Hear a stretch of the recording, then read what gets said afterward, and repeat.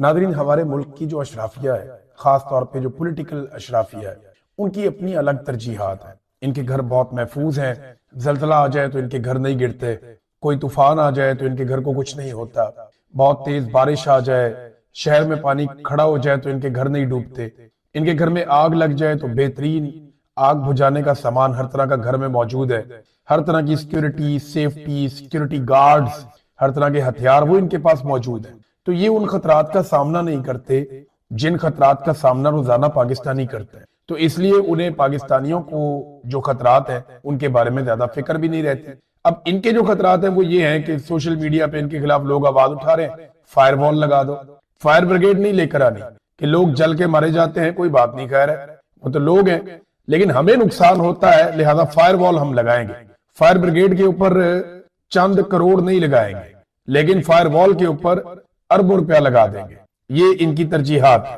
70 سال کی بزرگ خواتین کے اوپر ٹھنڈا پانی پھینکنے کے لیے ان کے پاس واٹر کینن ہے، لیکن کراچی میں پلازے میں آگ لگ گئی، لوگ اندر جھلس رہے ہیں، آگ نے ان کو چاروں طرف سے لپیٹا ہوا ہے، وہ اندر سے پیغامات بھجوا رہے ہیں، لیکن وہ آگ بجھانے کے لیے ان کے پاس واٹر کینن نہیں ہے، ان کے پاس فائر بریگیڈ کی گاڑیاں نہیں ہیں، اور جب آتی ہیں تو وہ اتنی دیر سے آتی ہیں کہ ہر طرف آگ لگ چکی ہوتی ہے۔ اپنے لیے یہ آئینی ترامیم کر لیتے ہیں اور اس کے اوپر عمل درآمد بھی کروا دیتے ہیں، یعنی جیسے ہی آئینی ترمیم ہوتی ہے ویسے ہی عدلیہ کے اندر کارروائی ڈلنا شروع ہو جاتی ہے، 24 گھنٹے بھی نہیں گزرتے ان کے نوٹیفیکیشن جاری ہو جاتے ہیں۔ لیکن غریب لوگ جن پلازوں میں جاتے ہیں وہاں پہ ایمرجنسی ایگزٹ بند کر دیے جاتے ہیں، انہیں کوئی پرواہ نہیں، فکر ہی نہیں، کیونکہ انہوں نے اپنی شاپنگ کرنی ہے دنیا کے مہنگے ترین برانڈ سے، جو شاید پاکستان میں ہے بھی نہیں۔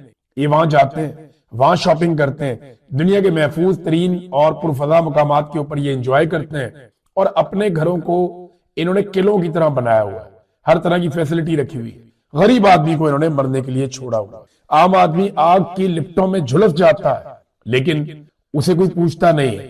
تو یہ ہماری بدقسمتی ہے، ایسے ہی ہماری اشرافیہ یوں ہی سوچتی ہے۔ آج ناظرین دوبارہ منگل کا دن ہے، اور منگل کا دن ہوتا ہے اڈیالہ جیل میں ملاقات نہ کروانے کا دن۔ عمران خان صاحب کی بہنوں سے بڑا لمبا عرصہ ہو گیا اب تو ان کے بھائی کی ملاقاتیں نہیں کروائی جا رہی، لگ بھگ 2.5 مہینے سے زائد ہو گئے ہیں۔ عمران خان صاحب کی بہنیں ملنے کے لیے جاتی ہیں اپنے بھائی کو، اور یہ نظام ان کی ملاقات ہونے نہیں دیتا، لگاتار ظلم کیا جا رہا ہے، لگاتار انہیں ملاقات سے روکا جا رہا ہے۔ مسئلہ کیا ہے؟ مسئلہ صرف فیلڈ مارشل عاصم منیر صاحب کا ہے۔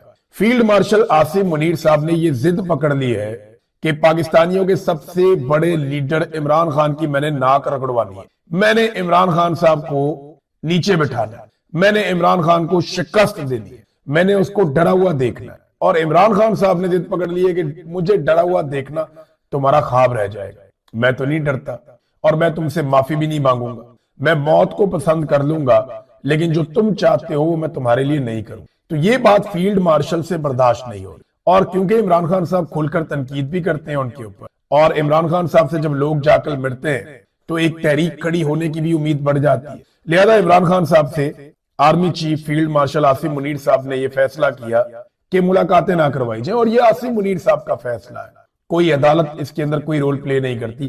عدالت نے تو آرڈر دیا ہوا کہ ملاقات کروائیں، لیکن وہ جوتے کی نوک کے اوپر رکھا جاتا ہے۔ تو یہ جو جوتے کی نوک ہے نا، یہ آپ کو سامنے کوئی جیلر نظر آئے گا، کوئی ایس ایچ او، کوئی ایس پی، کوئی تھانے دار، آپ کو سامنے وہ لوگ نظر آئیں گے، لیکن پیچھے سے جو دھکا ہے وہ عاصم منیر صاحب کا ہے۔ وہ نہیں چاہتے تو عمران خان صاحب کی ملاقاتیں نہیں ہوئی، اور ویسے بھی پاکستان تحریک انصاف نے کچھ زیادہ کیا نہیں عمران خان صاحب کی ملاقاتوں کے لیے، وہ بہت کچھ کر سکتے تھے۔ اب تو لوگ کھل کر بولنا شروع ہو گئے کہ کیوں نہیں یہ 350 MNAs, MPAs اور سینیٹرز مل کر عدالت میں جا کر بیٹھ جاتے، یہ بیٹھے رہے اسلام آباد ہائی کورٹ میں جب تک کہ عمران خان صاحب کی ملاقات نہیں کروائی جاتی۔ کیا ہوگا؟ انہیں گرفتار کر لیا جائے گا، پوری دنیا میں رولا پڑ جائے گا۔ کیا ہوگا؟ انہیں گھسیٹ کے وہاں سے نکالا جائے گا، پوری دنیا میں یہ ویژولز چلیں گے۔ عاصم منیر صاحب زیادہ بوجھ اس کا نہیں اٹھا پائیں گے، لہٰذا پاکستان تحریک انصاف بھی کوئی اتنی دبا کے کوشش نہیں کر رہی کہ ان کے لیڈر کی قید تنہائی کم ہو جائے یا ختم ہو جائے، انہیں اس سے زیادہ کوشش کرنی چاہیے تھی۔ وہ اپنی سٹرینتھ کو، اپنی طاقت کو شاید سمجھ نہیں پا رہے۔ دیکھیں، اگر کسی کو یہ لگتا ہے نا کہ وہ عمران خان سے زیادہ خود کو بہادر ثابت کر لے گا پاکستان کی سیاست میں، تو پاکستان کے جو سیاستدان ہیں یا پاکستان کے جتنے بھی لیڈر ہیں نا، ان کو اب ایک بات ماننی پڑے گی، یا تو انہیں عمران خان سے زیادہ سخت جیل کاٹنی پڑے گی، اپنے آپ کو تیار رکھنا پڑے گا قید تنہائی کے لیے، تکالیف کے لیے، ظلم، بربریت اور فسطائیت کو برداشت کرنے کے لیے، اپنی فیملیز کے اوپر ظلم برداشت کرنے کے لیے، تو شاید وہ ثابت کر سکے کہ وہ عمران خان سے زیادہ بہادر۔ دوسرا رستہ یہی ہے کہ انہیں فوری طور پہ سرنڈر کرنا ہوگا کہ جناب ہم عمران خان نہیں بن سکتے، ہم زرداری اور نواز شریف کے پیروکار ہیں، لہذا جیسے انہوں نے سرنڈر کیا تھا ویسے ہی ہمارا سرنڈر بھی حاضر ہے اور ہم سرنڈر کر دیں گے۔ ناظرین، پاکستان نے فیلڈ مارشل عاصم منیر صاحب کی پاکستان کے اندر بڑی گیم اٹھائی جاتی ہے، بہت سارے صحافی ہیں، بلکہ بین الاقوامی میڈیا میں بھی خبریں چھپائی جاتی ہیں کہ انہوں نے خارجی محاذ پہ بڑی کامیابیاں حاصل کی، پاکستان کے تعلقات کہاں سے کہاں چلے گئے، لیکن ٹکے کی پاکستان میں انویسٹمنٹ نہیں آئی۔ اس کا فائدہ فیلڈ مارشل کو تو بظاہر ہوا، انہیں استثنا بھی مل گیا، انہیں ایکسٹینشن بھی مل گئی، لیکن پاکستان کو اس کا کیا فائدہ ہوا؟ اگر شہباز شریف نے اور فیلڈ مارشل نے اپنے طور پہ کوئی تعلقات بنائے دنیا میں تو اس کا پاکستان کو کیا فائدہ ہوگا؟ ابھی شہباز شریف صاحب سوئٹزرلینڈ پہنچ گئے ڈونلڈ ٹرمپ کے پہنچنے سے پہلے، کیونکہ وہاں پہ ڈونلڈ ٹرمپ نے جو غزہ کا پیس بورڈ ہے اس کے حوالے سے انوگریشن کرنی ہے، اس کا آغاز کرنا ہے، دستخط کا آغاز کرنا ہے۔ وہ میں چلتا ہوں اس طرف، لیکن پہلے آپ یہ دیکھیں کہ یو اے ای کے بارے میں ان کے بڑے بڑے دعوے تھے، سب سے زیادہ دورے دبئی کے یا یو اے ای کے کیے ہیں پاکستانی حکمرانوں نے، لیکن آپ دیکھیں دبئی کے حکمران شیخ زید بن النہیان جب پاکستان تشریف لائے شکار کھیلنے کے لیے تو وہ ایئرپورٹ سے باہر نہیں آئے، ایئرپورٹ پہ سارے لوگ جا کر ان کو ملے، آرمی چیف کے کسی بچے کی شادی تھی اور اس شادی کا بھی سارا ماحول وہیں پہ ہو گیا اور وہ ایئرپورٹ سے باہر نہیں آئے شیخ صاحب۔ لیکن جب وہ انڈیا گئے تو ابھی وہ انڈیا کا دورہ انہوں نے کیا، وہاں وہ ایئرپورٹ سے باہر بھی گئے، نریندر مودی کے گھر بھی گئے، مودی صاحب نے ان کے ساتھ کچھ پروگرامز بھی کیے اور اس کے علاوہ ان کے ساتھ کچھ ایم او یوز پہ اور کچھ معاہدوں کے اوپر دستخط بھی کیے گئے۔ 3 ارب ڈالر کی ایل این جی کی ایک شاندار ڈیل کی ہے بھارت نے یو اے ای کے ساتھ، اس کے علاوہ دفاعی اور تجارتی معاہدے بھی کرنے پر اتفاق ہوا ہے۔ 200 ارب ڈالر تک یہ اپنی ٹریڈ لے کر جانے پہ اس ڈیل کے اوپر اتفاق کر گئے ہیں۔ جدید نیوکلیئر ٹیکنالوجی میں پارٹنرشپ کا بھی فیصلہ کیا ہے، یعنی اس کو بہت اہم ڈیل کہا جا رہا ہے جو انڈیا نے اور یو اے ای نے کی ہے۔ دیکھیں جو بھارتی شہری ہیں ان کے لیے فوری طور پہ دبئی کا ویزا مل جاتا ہے، لیکن پاکستانی شہریوں کے دبئی کے ویزے ریجیکٹ ہو رہے ہیں، اور ہمارا دعویٰ یہ کہ ہمارے تعلقات بہت اچھے ہیں، بھارتی شہریوں کو عمان کے ویزے مل جاتے ہیں، پاکستانیوں کے ریجیکٹ ہو رہے ہیں۔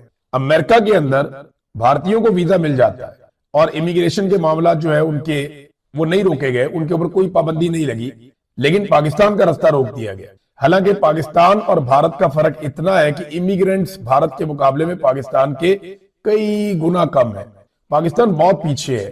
سب سے زیادہ جن ملکوں کے لوگ امریکہ میں جاتے ہیں یا امیگریشن کے لیے جاتے ہیں ان میں نمبر 1 پہ میکسیکو ہے، وہ تو امریکہ کے بالکل ساتھ ہی ہے نا بارڈر، تو ان کا تو آنا جانا رہتا ہے۔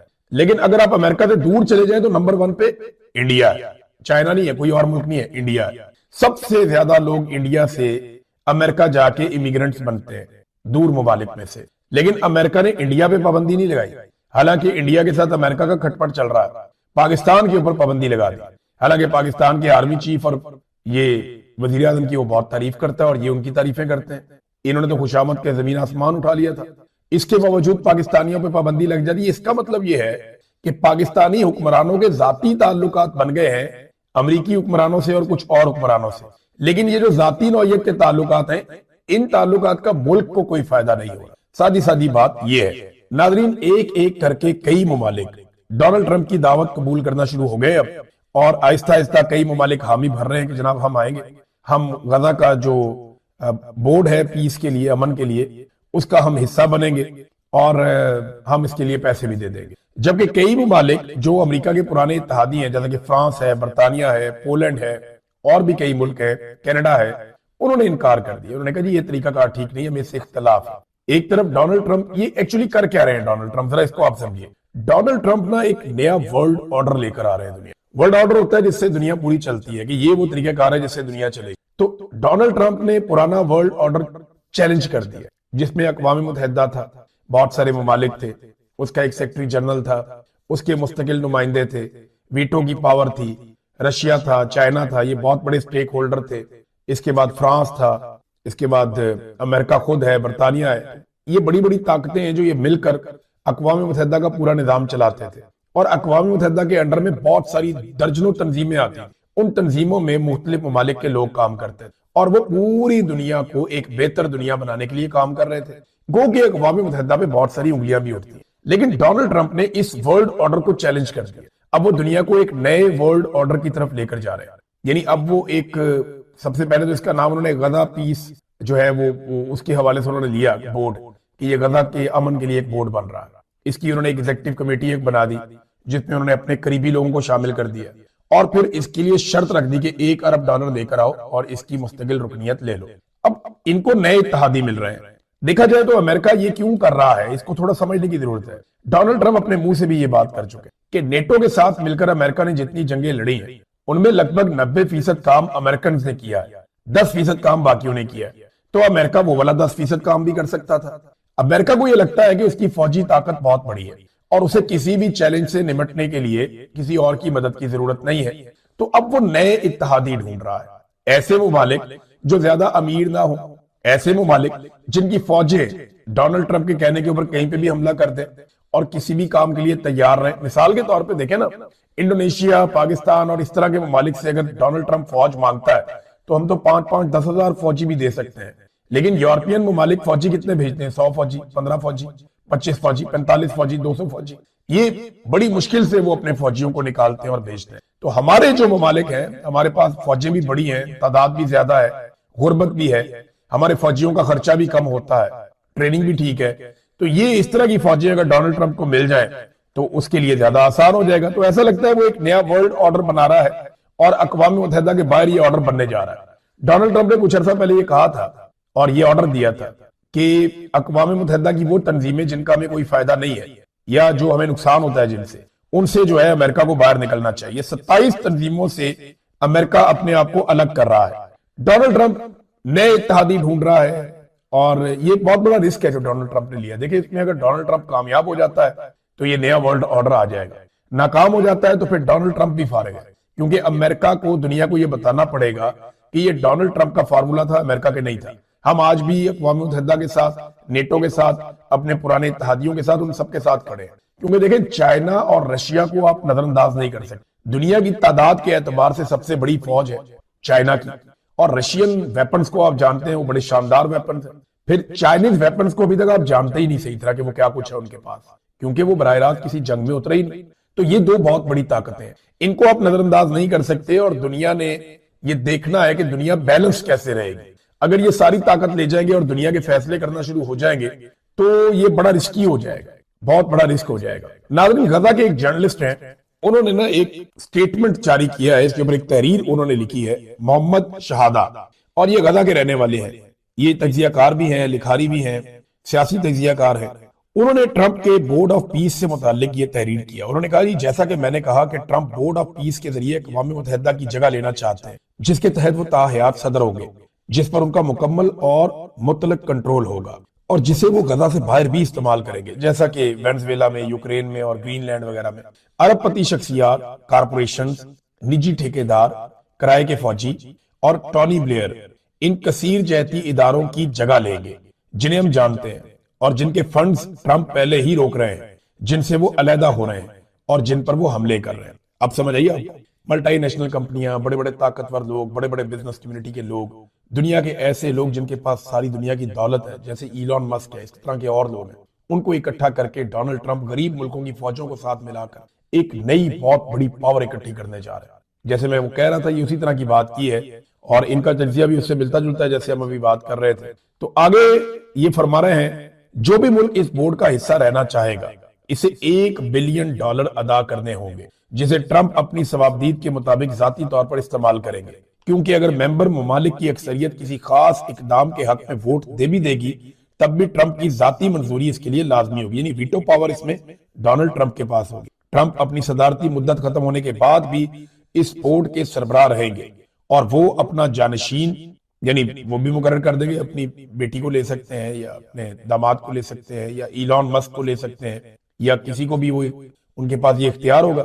یہ شاہی دور کی مکمل واپسی ہے جس میں اس قسم کے لوگ جو ہے انہیں شامل کیا جائے گا، جنہیں جبر اور نگرانی کے انتہائی طاقتور ہتھیاروں کی مدد حاصل ہوگی، جن کا غزہ میں پہلے ہی تجربہ کیا جا چکا ہے. مثال کے طور پہ मौलिक AI सिस्टम्स, 24 घंटे मॉनिटरिंग वगैरह, ये सारी चीजें वो करेंगे। हम गजा वाले इस आने वाले खतरे की पहली अलामत और तजर्बागाह है। दुनिया हमारे साथ जो कुछ भी होने देगी, कल वही आपके और आपके बच्चों के साथ भी होगा।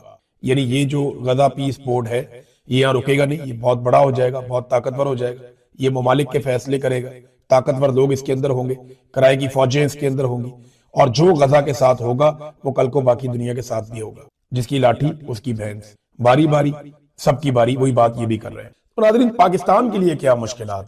देखें, कई लोग ये कह रहे हैं कि पाकिस्तान के लिए बड़ी मुश्किल आने वाली है।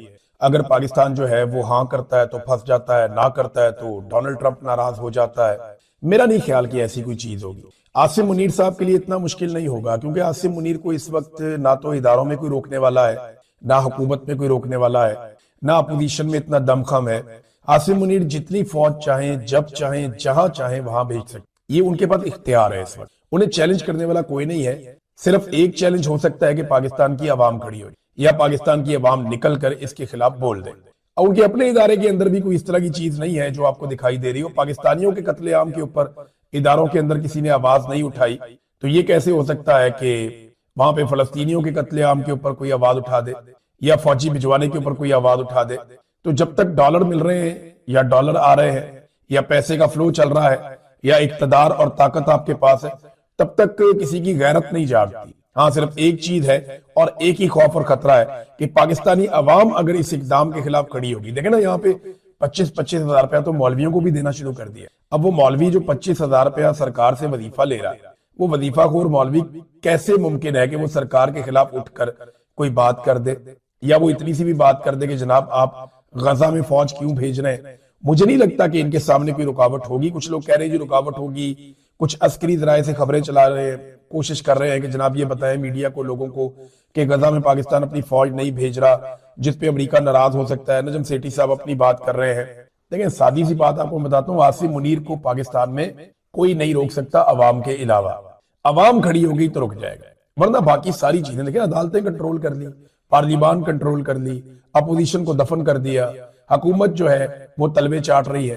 तो कोई आदमी आसिम मुनीर का रास्ता, ये प्रैक्टिकल बात कर रहा हूं, आपको बुरी लगेगी, उसका रास्ता नहीं रोक सकता। ना ही फौज के अंदर आपको लगता है कि कोई और जर्नैल गैरत खा जाएंगे कि सर ये आप क्या कर रहे हैं। नहीं होना ये जानी है फौज, जहां उन्होंने कहना है वहां चली जानी है, जो उन्होंने कहना है उन्होंने वो कर भी देना। रास्ता रोक सकती है तो सिर्फ और सिर्फ पाकिस्तान की आवाम रोक सकती है, और वहां पे एक मोमेंटम तहरीक का बन रहा है, उसको रोकने की ये पूरी कोशिश करेंगे।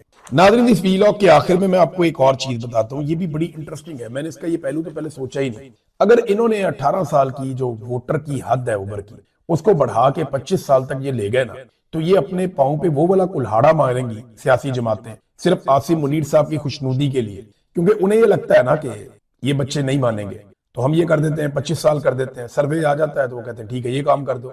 याद रखिएगा, वो हर बच्चा जो 18 से 25 साल की उम्र के बीच का है नौजवान, वो इसके बाद कभी भी इन सियासी जमातों को वोट नहीं डालेगा। देखिए, उसने 25 साल का तो होना ही होना है, आज 18 का है, कल 25 का हो जाएगा। एक इलेक्शन में नहीं डालेगा, अगले इलेक्शन में डालेगा, लेकिन सारी जिंदगी वो इनसे बदला लेगा।